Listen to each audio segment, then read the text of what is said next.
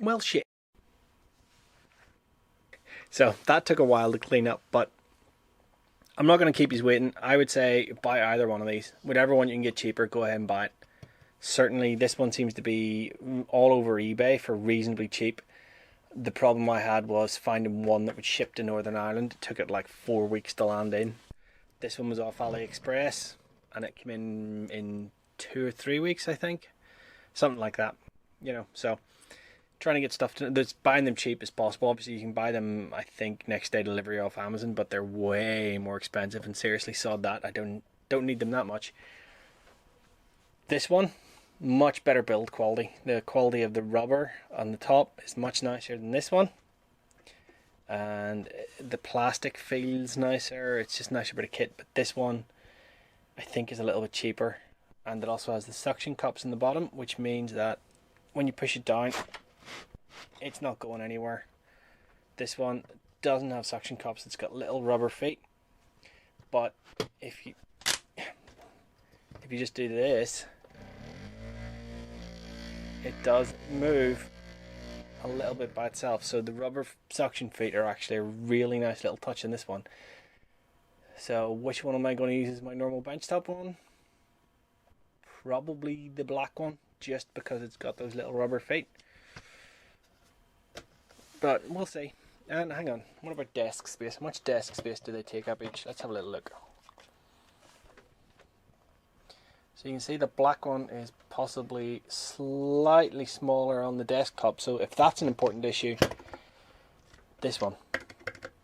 So go ahead, order one of these off eBay. You can't go wrong. Now, one thing I'm going to say before we carry on is I ordered that one, and maybe it's just because it was only when I could deliver Northern Ireland. It came with a European plug.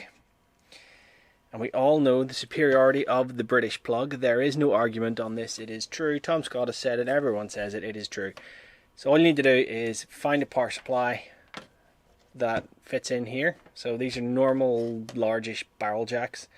If you're anything like me, you've got a ton of these power supplies kicking around. You want one that is, so if I hold that up there, you can hopefully see the little, that means center positive. So you can see the positive runs to the center, and there's a little negative, and that's the shell. So what that means is that the inside of this barrel jack is positive and the outside is negative. Next thing you want to look for is the voltage. So this is 12 volts.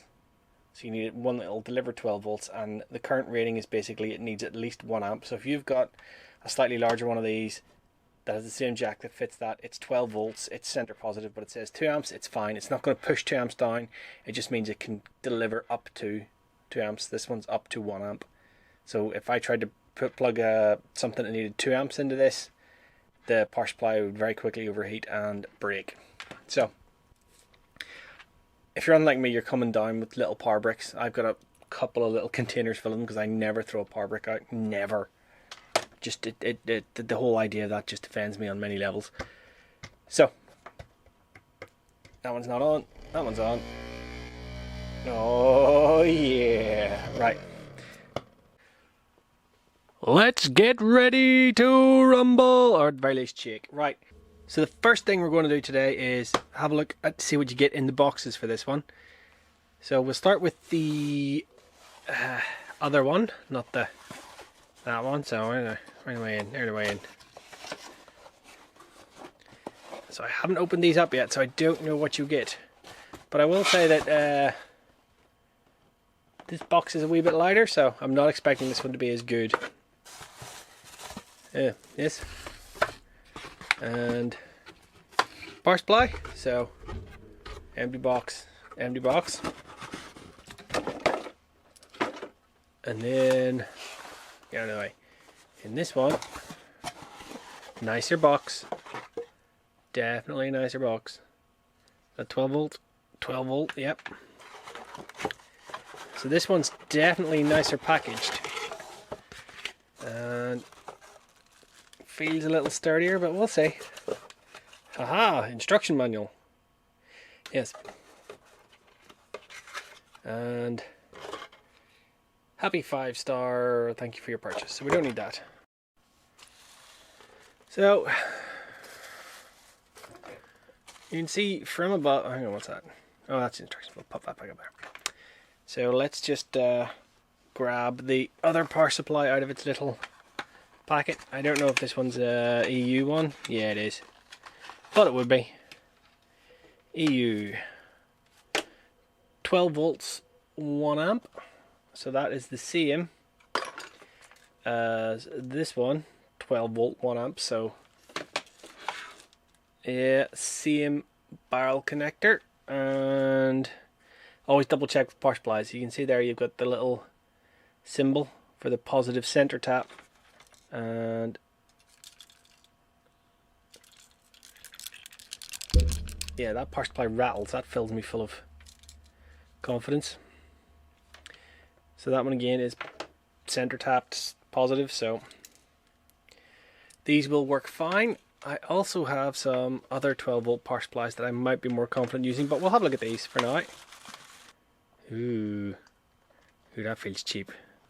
So you can see there you've got your Init Lab Vortex mixer VM370 and your whatever the hell that says. I can't read that. Screws. No, we're not taking it apart. For our first test, and probably our most fair test because it's literally the same paint, we have 2 pots of Fenrisian Grey, and I'm trying to be very gentle not to stir them. So hopefully you can see that they are horribly unstirred. You can see the way you get liver and layer separate in there. I'll show you inside the pots momentarily. This one seems a little, yeah, you can see it moving inside it. So sorry about my voice. I'm just getting over a rampant bout of hay fever. Rather. So you can see inside there that is all messy as all hell, and you can see there's a little bit of like almost green. And this one is the same, so we'll put the lids on firmly and we'll start with this one.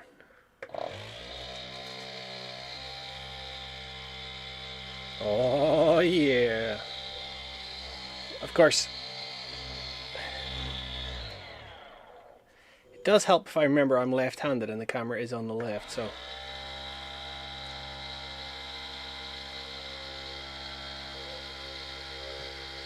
now you can definitely feel that in your fingertips.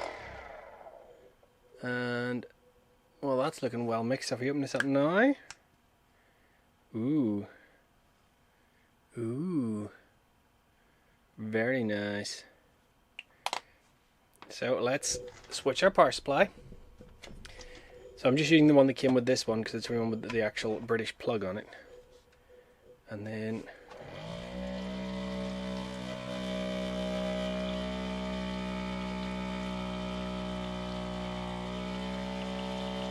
I can actually hear that one. Ah, dropped it.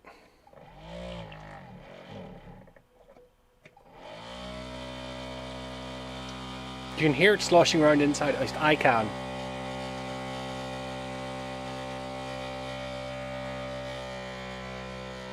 This one likes to dance across the table, so let's have a little look. Again.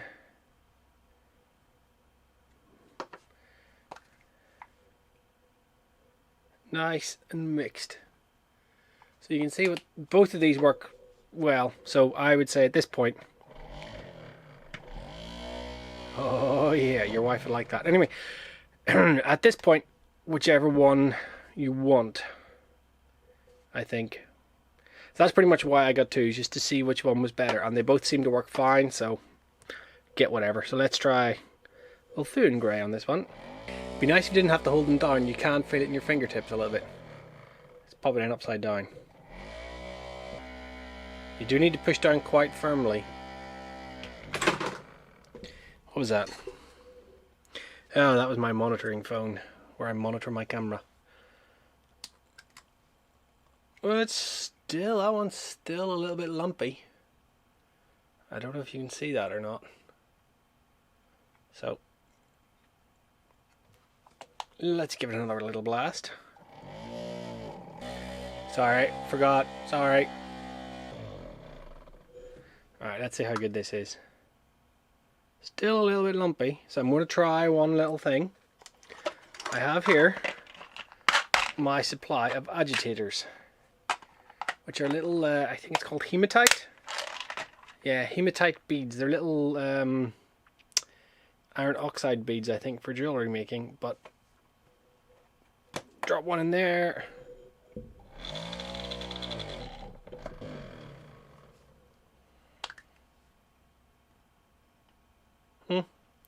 Still the odd little lump, but it feels fine. Now there was one paint I really wanted to try. White Scar, because it is notoriously bad. So if you open that one up, hopefully you can see that looks like, I think I've opened pots that have been sitting in the fridge for a while that have looked like that. You know, when like you leave a yogurt pot in there half eaten from the kids and you forget about it, and then you see it and you don't want to deal with it, and you wait for the wife to find it and start screaming. That's the kind of thing we're talking here. So right, let's do this one with the other one. Let's be fair, I like this one. It feels a bit more professional, but to be honest, whatever one you can get I think would be absolutely grand. This one's maybe a little quieter, maybe not quite as forceful. And you don't have to hold it down quite as hard either. So this one, while seeming less good, maybe actually is more practical. I can make many rude jokes about all of this, but I'm not going to. Alright, still a bit lumpy, but to be honest, I've never really seen White Scar not being lumpy. So this one is Iyanden Yellow, and you can see the contrast paints love to do this thing where they separate out. So make sure the lid's on properly, put it upside down and go. It's not looking too bad, is it?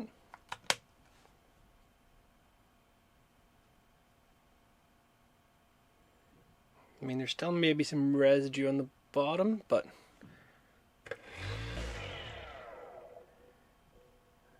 so yeah, let's try another contrast paint. Yes, we're going to do Apothecary White because it does tend to do the same thing. Now, Iyanden Yellow is probably the worst one.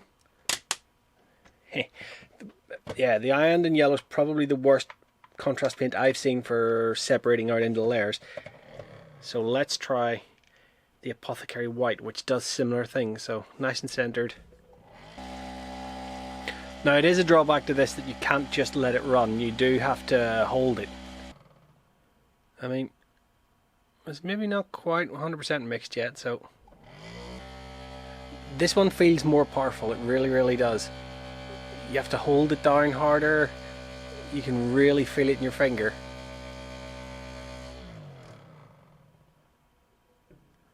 Okay, let's try putting it with the bit that's not mixed down.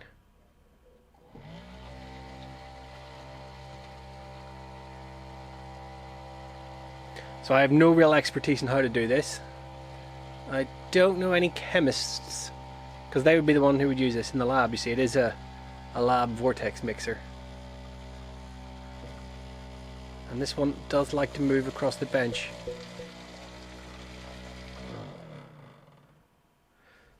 Well, it doesn't look like it's shifting that little pattern in the bottom. But if you open it up, we do have a relatively creamy blend there, so hopefully you can see. Now let's try a couple more. I know what I wanted to try. Metallics. Hang on.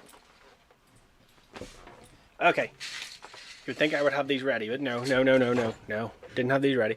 So hopefully you can see these are slightly separated out. I'm trying to get it so the camera will show it nicely. So what we have, I'll do these two with this jobby and then the other two. So I've got aluminium and silver. They're going to go with the black one. And I've got chrome and steel, and they're going to go with this one. Now, if you've never used Vallejo Model Air Metallics, these are superb paints. I'm going to do a paint of an Imperial Knight Castellan. I'm going to use these.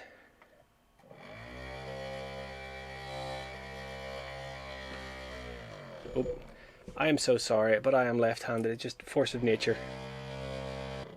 It's quite hard to hold these ones in, actually. Bottom of a Citadel paint handle for the win. So if we just put a little drop there and find a clean brush. Yeah. I mean, that's a well mixed paint, and you can see what I mean about these paints being, that's straight onto a bare Citadel paint handle, and that looks like metal. It really, really does. And obviously there's still a bit of brush strokes, but these are more airbrush paints. So you would do that through an airbrush and you wouldn't notice the difference. That one was the steel. So I'm not even going to bother cleaning that brush. I don't care that much. So let's try the chrome. The thought occurs I probably should have done it before and after, but there we are.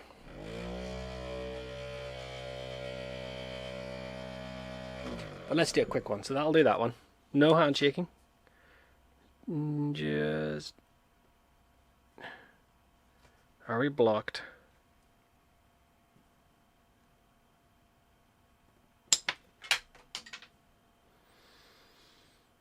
Well,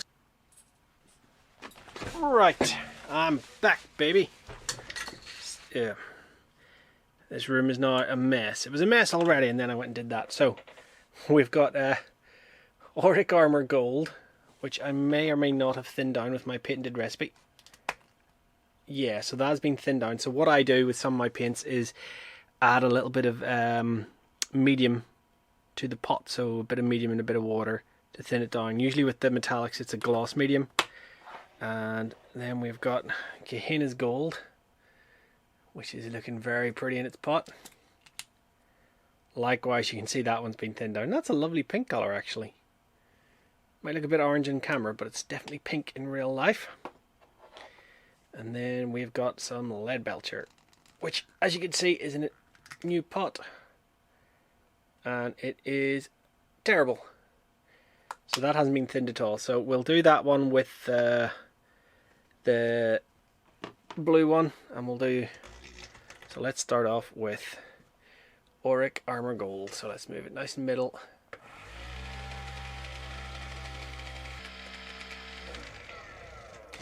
So that's gone from being horribly not mixed to being a nice thin and usable gold paint. You could probably mix that a bit more, but as you can see, not a lot of time needed on that one.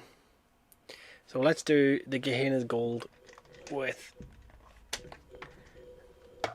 this one. So I mean, you can use whatever you want. I think either of these are absolutely fine. So upside down for a bit.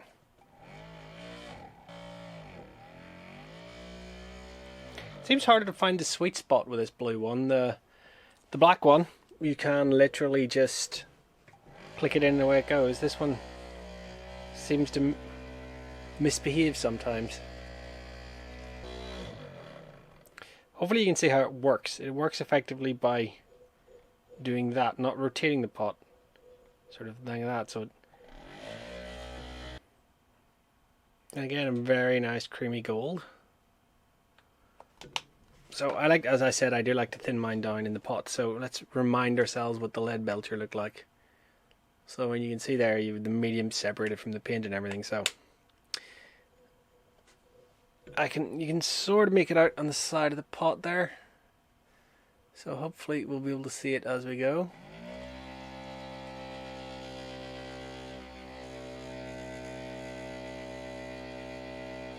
So that was a quick mix, right? No, it's not quite there yet, I think. So let's flip it upside down.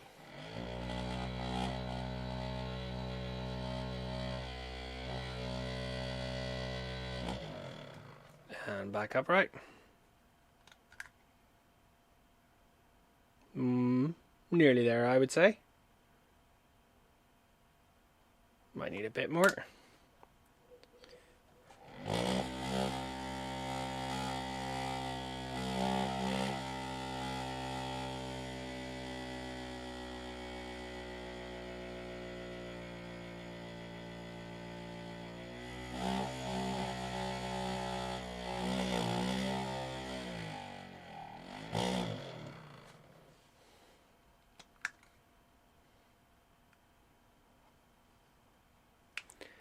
to give it a wee handshake.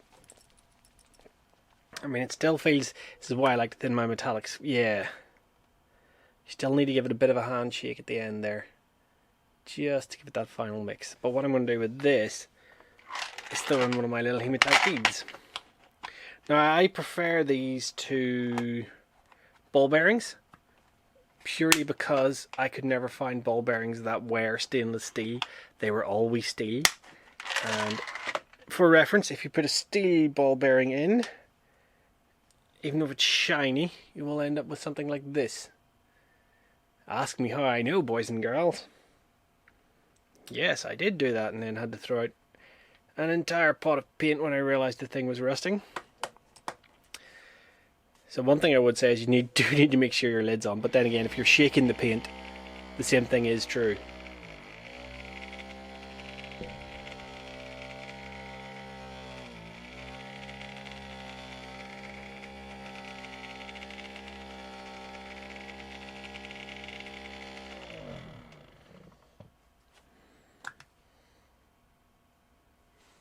So I'd say that's fairly well mixed.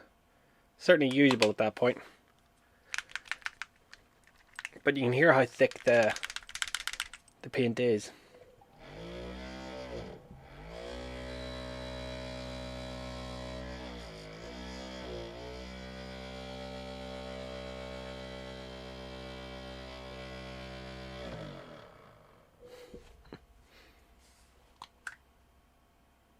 No, yeah, doing it upside down seems to give it that last little kick that it needs. Anything else I want to do? I don't think so. If you've made it this far, thanks very much for watching. There's another couple of videos there you can click on. You can click on the subscribe button if you want to. Like the video if you want to. Stick a comment down if you've anything to say. And in the meantime, happy wargaming. And I'll see you next time.